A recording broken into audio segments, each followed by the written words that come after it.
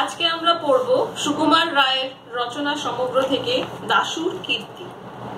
নবীন চাঁদ স্কুলে এসেই বলল কাল তাকে ডাকাতে ধরেছিল। শুনে স্কুল শুদ্ধ সবাই হাঁ হাঁ করে ছুটে আসলো। ডাকাতে ধরেছিল? বলিস কি রে? ডাকাত না তো কি, বিকেল বেলায় সে জ্যোতিলালের বাড়িতে পড়তে গিয়েছিল।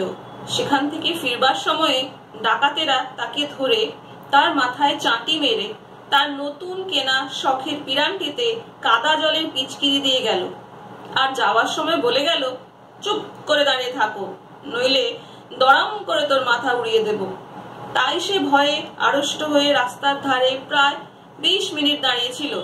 এমন সময় তার বড় মামা এসে তার কান ধরে বাড়িতে নিয়ে বললেন, রাস্তায় সংসেজে ইয়ার্কি করা হচ্ছিল। নবীন চাঁদ কাঁদো কাঁদো গলায় বলে উঠল, আমি কি করব, আমায় ডাকাতে ধরেছিল। শুনে তার মামা প্রকাণ্ড এক চড় তুলে বললেন, ফের জ্যাঠামি।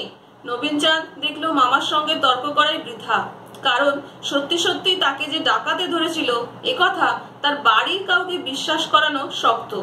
সুতরাং তার মনের দুঃখ এতক্ষণ মনের মধ্যেই চাপা ছিল।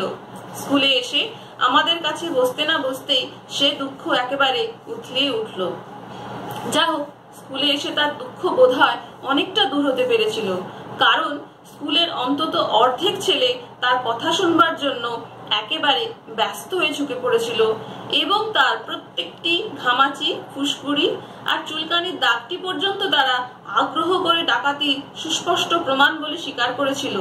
দু একজন যারা তার কোনোমের আঁচড়টাকে পুরনো বলে সন্দেহ করেছিল তারাও বলল যে হাঁটুর কাছে যে ঝরে গেছে সেটা একেবারে টাটকা নতুন, কিন্তু তার পায়ের গোড়ালিতে যে ঘায়ের মতো ছিল সেটাকে দেখে কেষ্টা যখন বলল ওটা তো জুতোর ফোসকা, তখন নবীন চাঁদ ভয়ানক চোটে বলল, যাও, তোমাদের কাছে আর কিচ্ছু বলবো না। কেষ্টাটার জন্য আমাদের আর কিচ্ছু শোনাই হলো না। ততক্ষণে 10টা বেজে গেছে। ঢং ঢং করে স্কুলের ঘন্টা পড়ে গেল। সবাই যে যার ক্লাসে চলে গেলাম। এমন সময় দেখি পাগলা দাশু একগাল হাসি নিয়ে ক্লাসে ঢুকছে। আমরা বললাম, শুনেছিস কাল নবুকে ডাকাতে ধরেছিল? যেমন বলা অমনি দাশরথী হঠাৎ হাত পা ছেড়ে বই টই ফেলে খ্যা খ্যা খ্যা করে হাসতে হাসতে একেবারে মেঝের ওপর বসে পড়লো। পেটে হাত দিয়ে গড়াগড়ি করে একেবারে চিত হয়ে একবার উপর হয়ে তার হাসি আর কিছুতেই থামে না। দেখে আমরা তো অবাক। পণ্ডিত মহাশয় ক্লাসে এসেছেন, তখনও পুরো দমে তার হাসি চলছে। সবাই ভাবলো ছোড়াটা খেপে গেল নাকি। যা হোক, খুব খানিকটা হুটোপাটির পর সে ঠান্ডা হয়ে বইখানা গুটিয়ে বেঞ্চের ওপর উঠে বসলো। পণ্ডিত মশাই বললেন, ওরকম হাসছিলে কেন? দাশু নবীন চাঁদকে দেখিয়ে বলল, ওই ওকে দেখে। পণ্ডিত মশাই খুব কড়া রকমের ধমক লাগিয়ে তাকে ক্লাসের কোনায় দাঁড় করিয়ে রাখলেন, কিন্তু পাগলার তাতেও লজ্জা নেই। সে সারাটি ঘন্টা থেকে থেকে বই দিয়ে মুখ আড়াল করে ফিক ফিক করে হাসতে লাগলো। টিফিনের ছুটির সময়ে নবু দাশুকে চেপে ধরলো, কিরে দেশো, বড় যে হাসতে শিখেছিস। দাশু বলল, হাসবো না? তুমি কাল ধুচুনি মাথায় দিয়ে কিরকম নাচটা নেচেছিলে সে তো আর তুমি নিজে দেখোনি, দেখলে বুঝতে কেমন মজা। আমরা সবাই বললাম, সে কিরকম? ধুচুনি মাথায় নাচছিল মানে? দাশু বলল, তাও জানো না? ওই কেষ্টা আর জগাই, ওই চা বলতে না বারণ করেছিল। আমি বিরক্ত হয়ে বললাম, কি বলছিস ভালো করেই বল না। দাশু বলল, কালকে শেঠেদের বাগানের পেছন দিয়ে নবু একলা একলা বাড়ি যাচ্ছিল। এমন সময়ে দুটো ছেলে, তাদের নাম বলতে বারণ, তারা দৌড়ে এসে নবুর মাথায় ধুচুনির মতো কি একটা চাপিয়ে তার গায়ের উপর আচ্ছা করে পিচকিরি দিয়ে পালিয়ে গেল। নবু ভয়ানক রেগে বলল, তুই তখন কি করছিলি? দাশু বলল, তুমি তখন মাথার থলি খুলবার জন্য ব্যাঙের মতো হাত পা ছুটছিলে, দেখে আমি বললাম, ফের নড়বি তো দড়াম করে মাথা উড়িয়ে দেবো। তাই শুনে তুমি রাস্তার মধ্যে কাঠ হয়ে দাঁড়িয়ে রইলে, তাই আমি তোমার বড় মামাকে ডেকে আনলাম। নবীন চাঁদের যেমন বাবুয়ানা তেমনি তার দিমাগ, সেই জন্য কেউ তাকে পছন্দ করতো না। তার লাঞ্ছনার বর্ণনা শুনে সবাই বেশ খুশি হলাম। ব্রজলাল ছেলে মানুষ, সে ব্যাপারটা বুঝতে না পেরে বলল, তবে যে নবীনদা বলেছিল তাকে ডাকাতে ধরেছে। দাশু বলল, দূর বোকা, কেষ্টা কি ডাকাত? বলতে না বলতেই কেষ্টা সেখানে এসে হাজির। কেষ্টা আমাদের উপরে ক্লাসে পড়ে, তার গায়েও বেশ জোর আছে। নবীন চাঁদ তাকে দেখা মাত্র শিকারী বিড়ালের মতো ফুলে উঠলো, কিন্তু মারামারি করতে সাহস পেল না। খানিকক্ষণ কটমট করে তাকিয়ে সেখান থেকে সরে পড়লো। আমরা ভাবলাম গোলমাল মিটে গেল।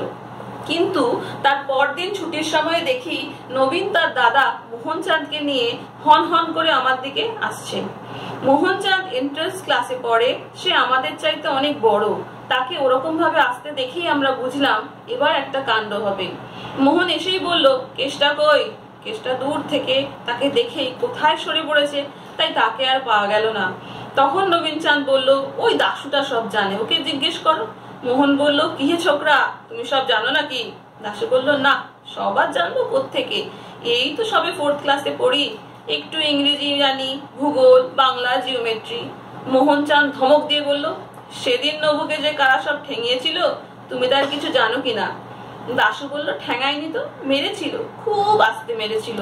মোহন একটুখানি ভেঙচিয়ে বলল, খুব আস্তে মেরেছে না, কতখানি আস্তে শুনি?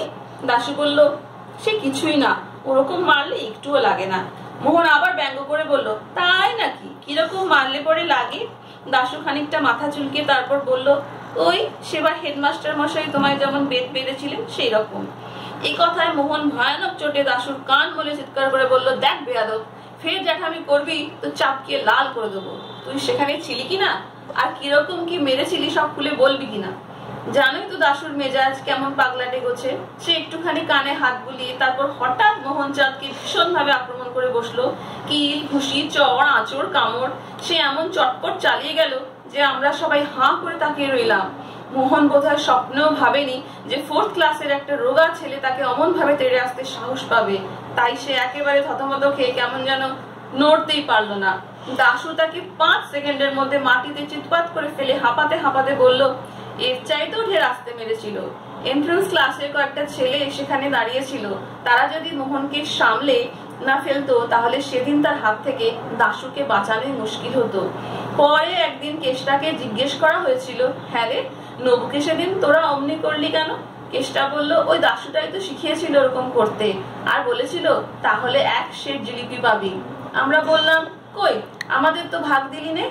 কেষ্টা বলল, সে কথা আর বলিস কেন, জিলিপি চাইতে গেলু হতভাগা বলে কিনা, আমার কাছে কেন, ময়রার দোকানে যা, পয়সা ফেলে দে, যত চাস জিলিপি পাবি। আচ্ছা, দাশু কি সত্যি সত্যি পাগল, না কেবল মিচকেমি করে?